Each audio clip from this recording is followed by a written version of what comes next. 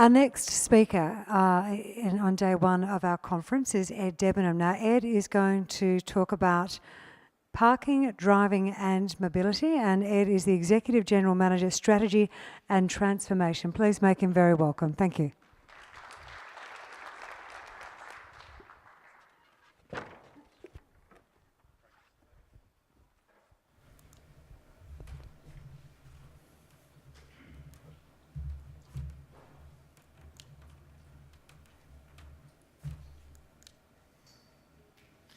AV partners. Presuming that's mean there's no AV.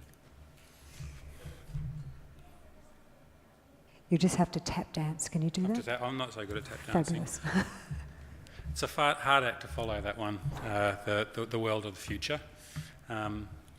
If I had a slide to go to, I'd be going, there we go, excellent. Got some sound as well, please.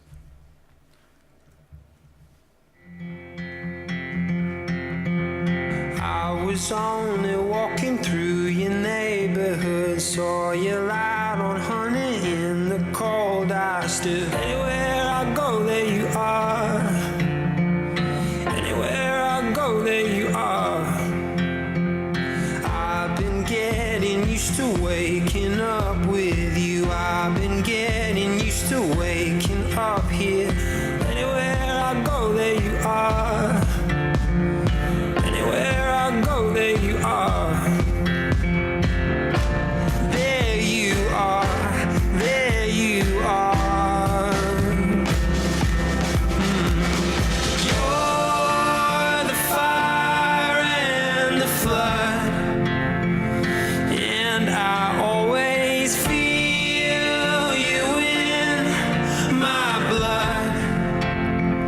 Everything is fine.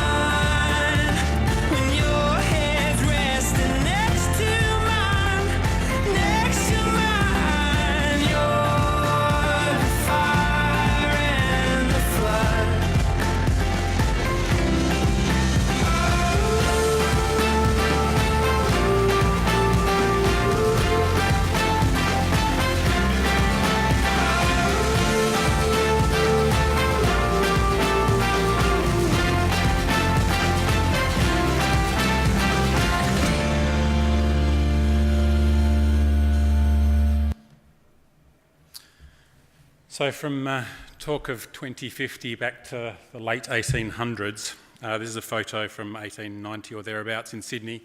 And the most striking thing for those of us in the modern era is the lack of traffic and, of course, lack of a car.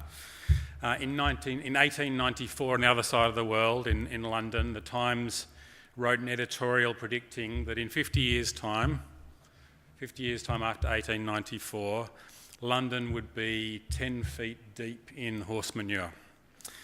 That this was a catastrophic issue and that no one could see the solution to the greatest pollution and congestion issue the world had ever seen.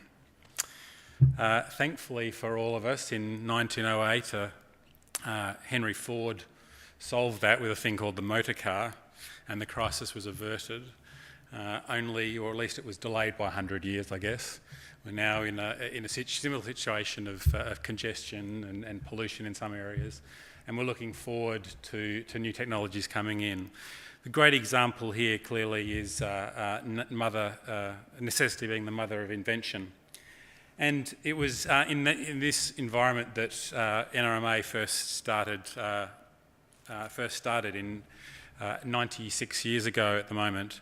And while things have a lot changed along the way, NRMA has always been about keeping people moving. It's still about keeping people moving. It's changed somewhat. It started as an advocacy group, advocating for a better road from Sydney to the western suburbs, which it's still advocating for now. We'll get there eventually. But advocacy is not a great business model, and so it had to find some commercial ventures. And rather than actually being the commercial venture being roadside assistance, which is what NRMA and the other car clubs around Australia and the world are known for, the first thing that it did actually was parking. It obviously in Sydney of the 1900s, no infrastructure for cars, and NRMA basically would meet you as you came into the city, would guide you to where the parking was, would look after your car while you are off doing your thing. If needs be, would move the car if it got in the way, avoid a parking fine. And that was in fact one of the first services that it ever did.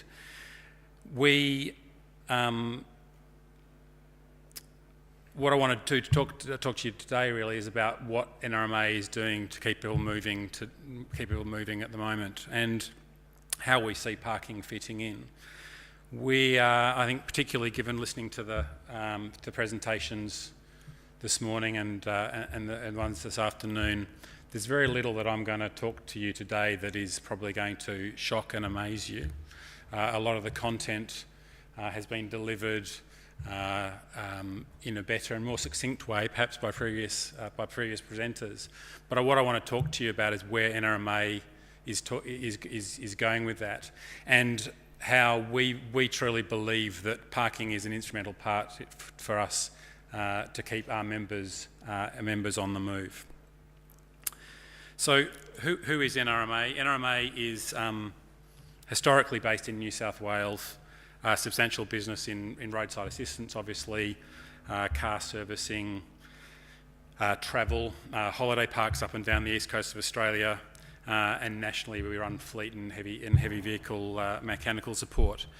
We also own 50% of the Travelodge chain in Australia and Australia and New Zealand, and we also own Thrifty in Australia and New Zealand. And based on that, we've got around about 5 million ongoing customer relationships, 2.5 of those who are based in New South Wales.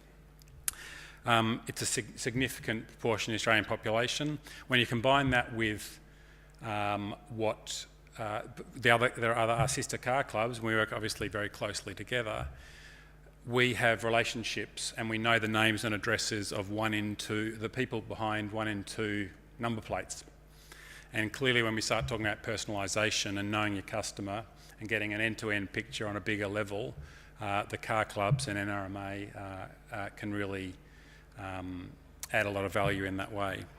We're still a member-owned organisation, owned by our members, the largest one in Australia, and by virtue of this, our brand rates us as number 1 up in the top couple of companies throughout Australia for trust. We are one of the few businesses that can truly put our hand on our heart and talk about being truly customer-centric, because actually we've got no shareholders apart from you, and the best outcome is for you. And that's a lot of the themes, that customer reach and that trust that we can imbue in our customers. A couple of things that I really want to talk about today in a bit more detail. It's not that we're an uncommercial entity. Just like back 96 years ago, we need to find commercial revenue streams, but our predominant focus is the best outcome for the member. And finally, while before I move on, it's important to note that we've got also we've got a significant investment portfolio, investment business, around about $800 million of investments which are currently non-strategic. It's kind of a nice little windfall, nice for a rainy day. But in terms of delivering member outcomes, doesn't deliver those member outcomes. So for us going forward, as of sort of 6 months ago, and we started changing our strategy, we are looking for better ways to put that money into strategic investments and into things which are going to create real positive member outcome, and places where we can actually keep members moving. So where are we going? I'll just very quickly flick through this. We think about the business in 3 different ways: my car, my journey, my destination. My car is probably more of the traditional business where we've historically though tried to fix people when they're broken down on the side of the road. For us, it's now about how do we stop them breaking down in the first place. Not surprisingly, customers don't want to break down. They're very happy to see us when they do, but they prefer not to break down. So we're investing a lot in servicing and servicing networks. We're investing in technology in cars to do preventative maintenance and alerts for our members, along with all the other things that buying and selling cars around, helping you with the full end-to-end cycle of a car. On the other end of that, my destination. My destination is reinvigorating the Great Australian Driving Holiday, leveraging our assets to stimulate and enable leisure trips and stimulating regional economies. That middle one, which is really where I'm focused and that I look after, is recognising that at the end of the day, people just want to get from A to B. And without the hassles, and we're thinking through obviously the solutions that come through that. Clearly parking fits in that overall overarching my journey space, and echoing a lot of the things that Christina and various other people have mentioned. For me, parking is a absolutely critical part of solving mobility and needs to be thought of in that broader mobility space. Not surprisingly, people don't think about their parking, just like I came from the banking industry. People don't think about their banking, they think about the purchase, they think about where they want to go to. So I just want to start off with what our members are telling us and what they're expecting of us. And there are three things which resonate unbelievably clearly when we talk to them. Without doubt, travel time is one of the biggest issues that they face. At the moment, around about 80 to 90 minutes on average, every day, every person spends travelling in New South Wales, and it's not that far different in the other states. It's a significant portion of their time, and it's only going to get worse. We obviously do a lot of work thinking through the autonomous vehicles as well, and there's absolutely no doubt over the next 5, 10, perhaps even 15 years, while the provide longer term solutions, it's going to provide short-term additional pain for our roads. The second one there is affordability. 17 or 18% of expenses for families and individuals goes on travel, and that's unfortunately not spending it business class flying to London, it's travel around commuting travel. And it's about $22,000 for an average family in the western suburbs of Sydney. In Perth, it's a little bit cheaper. It's around about $16,000 here, but it's still around 17% of people's costs. And then finally, access. Access is our customers telling me, I can't get what I need. I can't actually see it. I can't get certainty around availability. I'm not able to use it because of either a disability or I'm aged or I'm too young, or the service is not just there. And it's these three things that we're trying to fix in terms of when we start talking to various industries and various players to work out where we can make a difference here. We can't clearly solve congestion in Sydney or in Australia. It would be nice, but that's not just for us. But through a mixture of a commercial approach and an advocacy approach, we want to make a difference. On top of that, there's various customer expectations that are changing. We've heard about them all today already. People are increasingly connected, whether that's their things, their cars, or themselves. Instantaneous gratification is the norm. Always on is the norm. I don't know whether there's any update on the election, but I'm sure there are those that are checking that. There's a need for being connected more and more so. Second one is shared, a thing called the sharing economy, which most people will have heard of by now. And people are getting used to the concept that you don't need to own assets, or that you can in fact share your own assets. It's unclear how far that's going to go, particularly in Australia, in high wealth areas. But there's no doubt that that's an increasing focus. And then finally, personalisation. People have an expectation things are designed for me. Big implications for customer service, data analytics, machine learning, and the like. But these are three definite customer themes.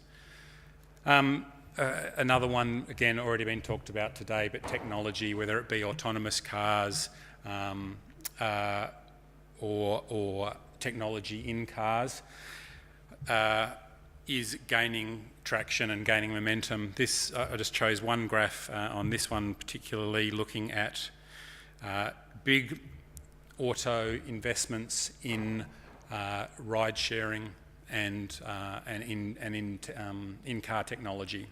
And without worrying what actually is on that graph and the individual investor, who's investing in what, the key message here is it's getting more and more frequent. the rate of change is increasing, and this is the big players recognising that there is material change going on if they're not part of it. These global organisations that used to call all the shots are going to be left behind. So on to what we're trying to do. I think that there was a vision put up from Brisbane City Council which was rather long-winded, so is ours. A vision for truly integrated mobility system meeting the needs of customers now and in the future. Again, kind of a bit motherhood, but two things there that I think are important for us. Integrated mobility system. There's fragmentation across industries. While individual industries across mobility may be progressing at a rate of knots, there's actually relatively little still integration across them. And I think, we've heard that theme already today. The second one there is meeting the needs of our customers. We are that member organisation, and we will unashamedly focus on what is right for that customer and what is right for society at large. There's 1 in 2 members, 1 in 2 people in society being a member of NRMA and the car clubs more generally. Our duty is to deliver for them. Moving away from motherhood, then what does that mean in terms of focus on our focus for solutions? Simple and seamless is the first one. Improving, we need to improve access and change behaviours so that we, by better physical and digital connection across the products and services within the mobility ecosystem. This is, people don't use the services individually. They don't think about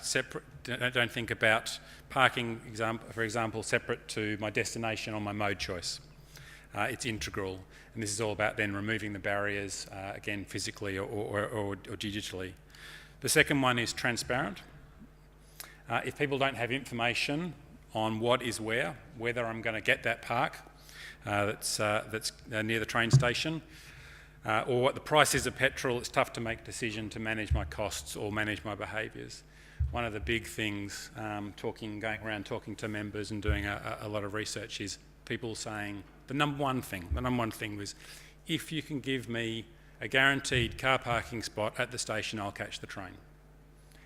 We're not going to magically increase supply, but just that certainty of behaviour, the certainty of an outcome will change behaviour, and that's all about transparency. And then finally, shared. Sharing infrastructure and better utilisation of infrastructure obviously decreases costs, which is good for all. In the case of pooling, it takes cars off the road and improves congestion, and it gives people options where they might not have had it otherwise, in terms of having a second car or access to mobility options that they hadn't previously had. I'll quickly just plug that Thrifty's just bought a Tesla. For those of you that don't want to spend $200,000, you can take it by the day and experience a Tesla. There's lots of gaps in this, and I'll just pick on one. And this is a schematic, really, of what Google does in terms of journey planning, probably the most widely used journey planning app of all. In going from A to B, it'll offer you suggestions around driving your car, around trains, around walking, around rideshare now, and around bicycles. For trains, it'll tell you how far you've got to walk to and from the stop. But nowhere there does parking appear. It doesn't appear in the end of a car trip. It doesn't appear before the train trip. And it doesn't appear in terms of a mode shift change for cycling.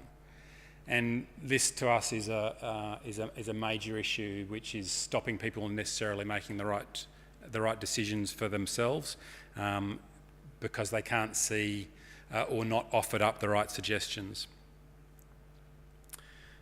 As a result, not surprisingly, train usage is confined to people who live 10 minutes from a train. This is a map showing fuel. It's actually fuel usage. So fuel usage mapped over the train lines in Greater Sydney. Red being a lot of fuel and green being not very much fuel.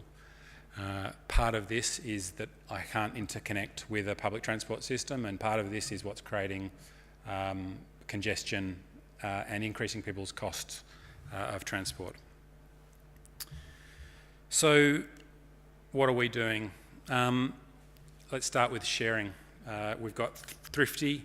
Thrifty is currently doing quite widespread trials under the blue NRMA brand, but also with RACV and soon to be other car clubs around Australia around car sharing. Clearly, it's going to be one of the options that is going to help address, not the only option, but help address both cost and access issues going forward. And longer term, managing fleets, I think, is going to be quite an interesting proposition, particularly when it gets to autonomous vehicles as well. Also in the sharing space, we've made an investment in Divvy. For those of you that don't know Divvy is predominantly focused on working with commercial or currently hidden car parks with corporates, car parks of corporates, enabling them to better monitor and manage and track the usage of that, and where there is underutilised spaces to reopen that and give that to sell that on, increasing supply in particularly of supply constrained markets. We're obviously looking at various other options around last mile and first mile, which is one of those key issues in terms of encouraging public transport use, which is a very different NRMA than it was even a couple of years ago.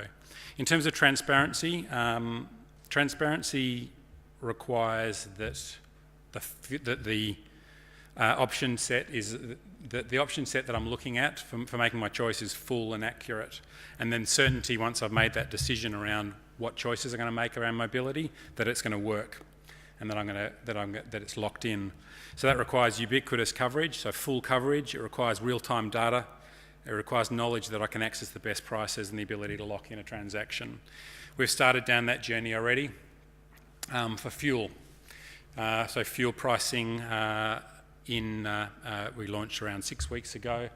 At the moment, just in New South Wales, where you can check real-time availability of fuel pricing with not surprising, but really fantastically interesting results for our members, where you can now get information which saves you literally 30 cents a litre by travelling an extra 200 metres around a corner for in particular areas. This transparency is what our members are shrieking for around helping them make better decisions. We've launched around about a week or so ago a version for parking where people can make a best choice for them based not just on cost but obviously on distance and location to their destination. This is obviously still a work in progress, and we'd look forward to working more with people in this room and beyond to get the members the best possible customer experience. We've got some offers in there as well. We've got some ability to pass through in terms of booking and paying. Again, this is where our members are asking for us to make a difference. We've got great traction on this. It's only been in market for 6 weeks. In 6 weeks, we've got well over 100,000 active users. 2/3 of those are using it every week. And I think that really, for me, and we've basically done very little advertising at all. This, I guess, talks to two things. One, that it's a needed and desired thing in the marketplace. And two, that the ability for us in terms of our reach and our brand and that trusted brand, that people who can give you trusted advice really resonates with consumers and can start providing that level of transparency upon which I think this industry and others can take advantage. Not on this, we've also invested though in rolling out a lot of connected car infrastructure. So clearly in the longer term, all cars are going to come connected. At the moment, very few of them are truly connected cars. But in the meantime, we want to get better ability to understand what's going on in cars, predict whether they're going to break down for our breakdown side of our business, but then obviously provide additional services beyond that, because this obviously provides a huge amount of data around who's driving where and when and what they're doing, and how we can better service them from a whole lot more industries.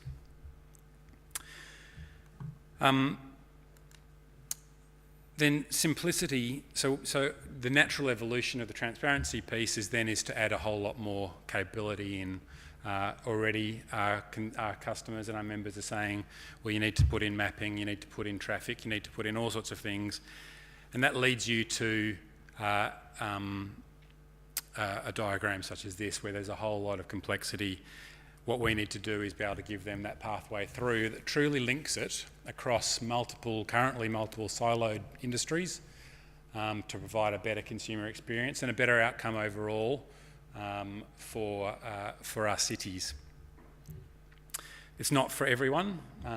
We know that around about 60% of journeys are fairly regular and planned, don't need to be planned, but 40% of journeys, a significant proportion of journeys, people don't know where they're going, what they're doing when they get there, how they're going to get there, and it's those 40% of journeys that we're targeting along the way.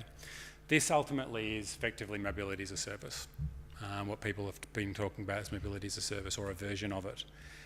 And I think that one of the reasons, well, there needs to be a champion of mobility as a service in particular areas. It doesn't take off by itself. Very few of the industries on that slide are going to champion mobility as a service. It's where we believe NRMA can come in and make a difference, both for the industry, both for the consumers, but also for the industries that provide mobility systems. Where does that naturally go? It becomes a platform effectively, and we recognise that while we've got that consumer focus, where consumers want transparency, they want the best offers, they want a really good end-to-end experience, and they want proactive advice that's personalised to them, that this is a double-sided marketplace, and it's got a second set of customers, which is providers, such as providers within the parking industry, within the fuel industry. And it does provide value. It provides value potentially along a number of different metrics: incremental volume, better yield management through managing pricing, differential pricing through different channels, cost reduction through increased online bookings, customer satisfaction, because people want this, and then finally data and insights. And what we can provide again is the context for that person, the context for identify that known person and what they're doing outside the relationship that they have in a particular industry or in a particular segment. That's the virtual world, but then there's the physical world, and we've talked a little, people have talked about this earlier on today as well. There are a whole lot of competitive advantages that parking has in the physical space as well, not just access to public transport, but infrastructure and hub infrastructure around car share, around active transport, ride share. We're really interested in how we engage around providing physical servicing of cars in car parking areas. It's definitely a pain point for our customers that they've got to go and drop off their car only to be stranded, finding it difficult to get to work. If they can have it done at work, then that would be an advantage. And then finally, infrastructure for autonomous and EV cars, which we heard on a lot of detail in the preceding presentation. NRMA has interest in all of those areas, whether it be commercial interests or advocacy interests, and we are really interested in working more with the industry to try and work out how we can get some mutually beneficial outcomes. Look, as I said at the start, we're only just embarking on our journey of mobility. It's historically for us been an organisation which has been focused on fixing that car by the side of the road. Every single advertisement that we produced was a NRMA truck pulling up in the dark, in the rain, to a car that was stranded with a woman and 2 children in the back. That very, very stereotypical view is changing, and we're thinking much more about how we can play in a much bigger area. We want to make a difference. We're learning. That's why we're here. That's why we're here at the moment. But we think parking is a critical part of the solution, and so we see lots of opportunities. We've got a big customer base, and who are watching closely around what we do. Very, very open to partnerships. Very, very open to ideas, and very open to conversations over the next couple of days. Thank you.